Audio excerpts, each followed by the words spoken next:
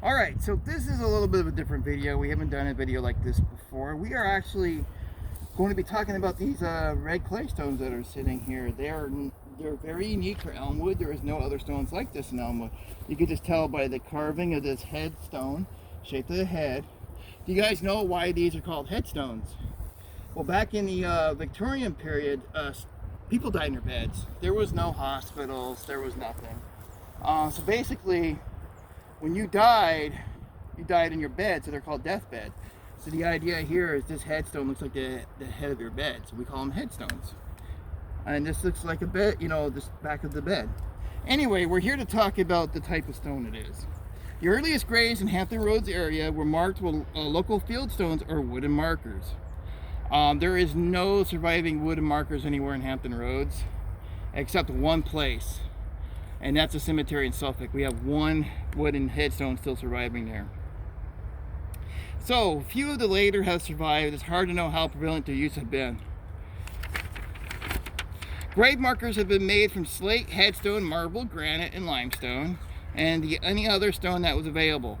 Until transportation by rail became an option, most communities used whatever stone was brought by wagon for the nearest quarry. Not always quarries. They also got stones from the river as well. When one thinks of colonial stones, one thinks of slate, the dominant gravestone material of the 17th and early 18th century. As the century progressed, there was increased use of other stone, primarily sandstone. Sandstone are all over Cedar Grove, they're all over Elmwood, they're all over St. Paul's Church.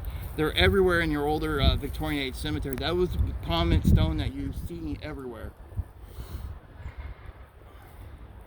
All right. So, in the 19th century, as transportation improved, white marble from Vermont became very popular. Granite, the hardest and most durable material, is a stone of choice in the 20th century. And you will see like a lot of your modern stones are made out of that material. But here, the slate of colonial markers, this is slate, is subdued in color and at the same time beautifully varied, ranging from almost black shade to tints of gray, reddish. These are reddish, greenish, and bluish, sometimes streaked and saturated slate.